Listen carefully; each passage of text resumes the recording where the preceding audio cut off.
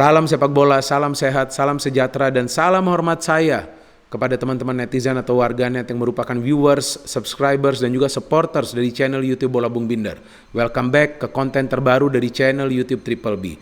Dan di konten terbaru hari ini, saya ingin membahas friendly match antara Arsenal versus Chelsea yang dimenangkan Chelsea dengan skor 1-2. Pertandingan-pertandingan uji coba di masa pramusim ini adalah bagi pelatih untuk melakukan mungkin sebuah eksperimen ya dari formasi dan juga strategi permainan, memberikan kesempatan kepada para pemain muda juga untuk tampil dan melihat bagaimana progres mereka, memberikan juga peluang bagi para pemain muda untuk bermain dari menit-menit awal untuk melihat bagaimana proses adaptasi mereka di klub barunya. Jadi meskipun Chelsea menang juga bukan menjadi patokan bahwa Arsenal itu tim yang lemah. Dan juga dengan menangnya Chelsea bukan berarti bahwa Chelsea akan bisa berjaya musim depan. Yang penting adalah bagaimana Arteta dan juga Tuchel bisa memantapkan strategi permainan. Dan juga saya perhatikan di pertandingan tersebut, kedua pelatih ini tidak melakukan eksperimen dari segi strategi. Karena formasinya ini sama seperti yang biasa mereka terapkan di musim kompetisi lalu, pemain-pemainnya memang tidak semua pemain inti yang bisa bermain karena ada beberapa pemain yang bermain hingga ke final Euro 2020 belum bisa tampil. Di Arsenal kita tahu ada Saka, kemudian di Chelsea ada lebih banyak pemain lagi seperti Jorginho, Emerson, dan Kante. Ya, Kante memang sih tidak main hingga ke final, tapi dia juga belum bisa tampil bagi Chelsea. Saya pikir diberikan waktu istirahat yang lebih lama lagi. Dan juga adalah Mason Mount ya, yang belum tampil dalam pertandingan masa pre-season ya, di pertandingan lawan Arsenal ini.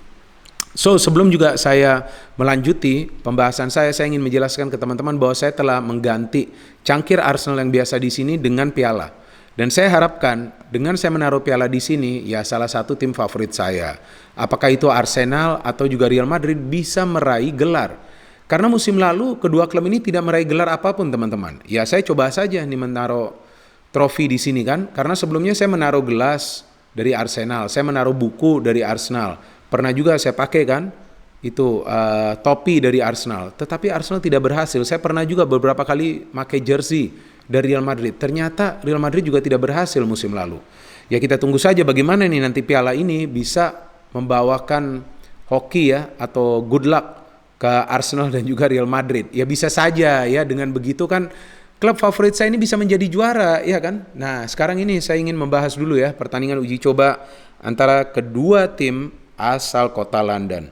Kita perlu juga nih teman-teman cermati line up dari kedua tim. Dari Arsenal dulu, Ben Leno, Chambers di back kanan, Holding, Mari di center back, Tierney di back kiri, kemudian di holding midfielder ada Partey dan juga Elneny. Di depannya ada Pepe, ada Emil Smith-Rowe, ada Aubameyang yang katanya ya kan calon legenda dari Arsenal, yang katanya ya katanya saja, buktinya belum ada. Dan di depan adalah Lacazette. And from Chelsea, visi ya bahwa mayoritas pemain inti dimainkan oleh Thomas Tuchel. Tentu dia ingin melihat bagaimana para pemain inti ini juga bisa bermain di sebuah big match padahal memang masih di pre-season. Tampaknya juga Tuchel ingin memantapkan performance dari para pemainnya, terutama pemain-pemain yang baru bergabung musim lalu. Karena buktinya di lini depan Werner, Havertz dan juga Ziyech dimainkan dari menit-menit awal. Dan juga di belakangnya ada Odoi yang bermain di sayap kiri sebagai wingback, Kovacic, kemudian Ruben Loftus-Cheek dan juga ada Pulisic di sebelah kanan. Di belakangnya ada Rudiger, ada Zuma dan juga ada Chalobah, dan di belakangnya lagi yaitu sebagai penjaga gawang adalah Edouard Mendy. Nah ini kan kalau kita perhatikan nih Chelsea turun nih dengan full tim di depan ya dari menit-menit awal kan, Werner, Havertz dan juga Ziyech. Padahal ketiga pemain ini kan performance-nya tidak sesuai ekspektasi. Werner diharapkan bisa mencetak puluhan gol tetapi belum bisa.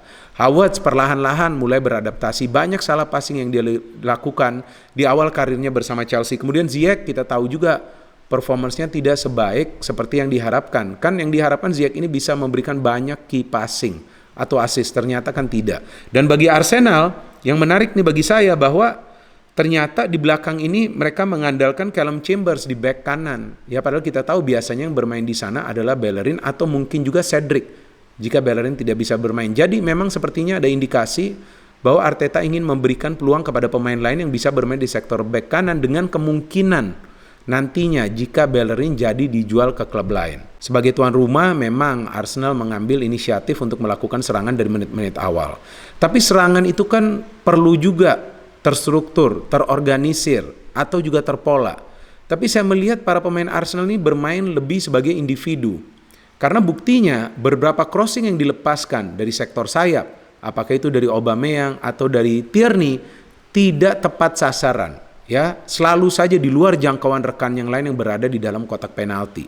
Padahal pergerakan dari para pemain Arsenal itu lebih aktif di menit-menit awal. Namun juga koordinasi mereka tidak rapi, apalagi kerjasama. Sedangkan dari Chelsea, memang mereka coba menyerap tekanan dari Arsenal dari menit-menit awal.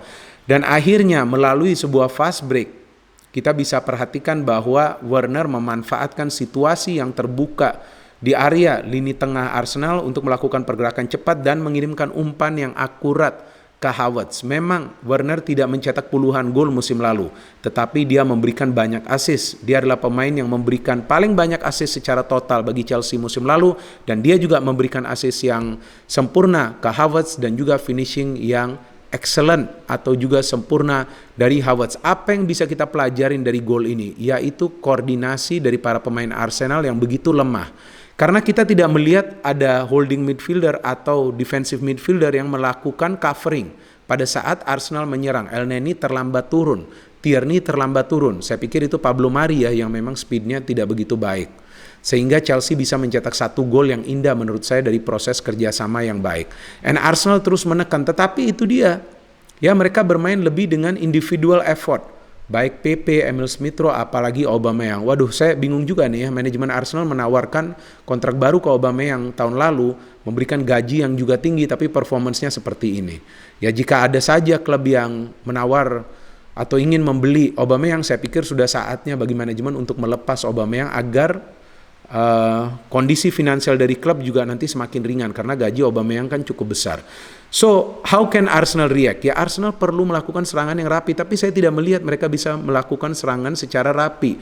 Karena ada semacam link up player ya yang tidak terlihat dari Arsenal. Artinya Arsenal tidak punya link up player tersebut. Kalau dari Chelsea, kita bisa perhatikan meskipun Jorginho tidak bermain, tetapi Kovacic ini cukup baik menjalankan perannya. Dia beberapa kali itu mendukung serangan dan juga bisa kembali ke lini tengah. Tapi dari Arsenal saya tidak melihat ada pemain seperti itu. Karena Emil Smith Rowe itu betul-betul fokus untuk menyerang. Sedangkan Partey juga keluar ikut membantu serangan. Tetapi Elneny ini sedikit terlambat untuk turun ke belakang.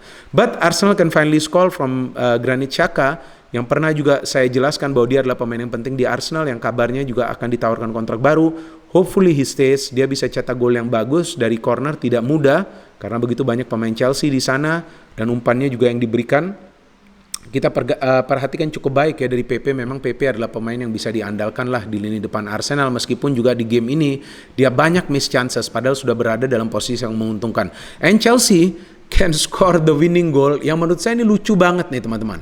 Saya beberapa kali pernah menegaskan bahwa masalah Arsenal tuh mereka sering melakukan kesalahan di lini belakang dan lebih sering adalah blunder dari para pemainnya, dan lagi-lagi terjadi dari Hector Bellerin yang masuk sebagai pemain pengganti.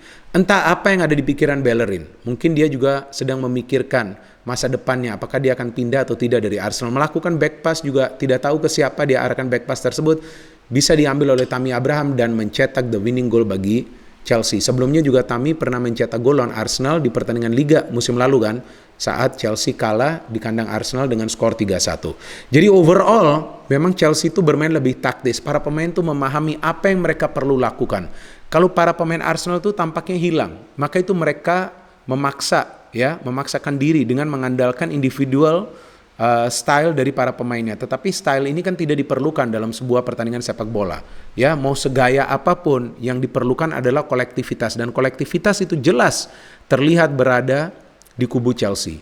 Ya, jadi saya pikir ini adalah kemenangan yang tentu memberikan kepercayaan diri bagi Tuchel.